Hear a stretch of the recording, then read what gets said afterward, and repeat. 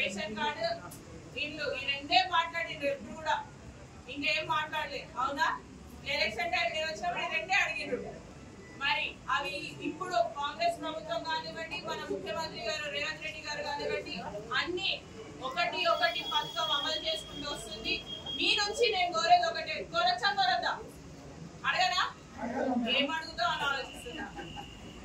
ఏం అడగ పైసలు ఏమొద్దు నాకు కానీ మీ ప్రేమ మీ ఆశీర్వాదం ఉంటే చాలు ఇస్తారా ఇయ్యరా ఎంత మంచిగా మరి మీకోసం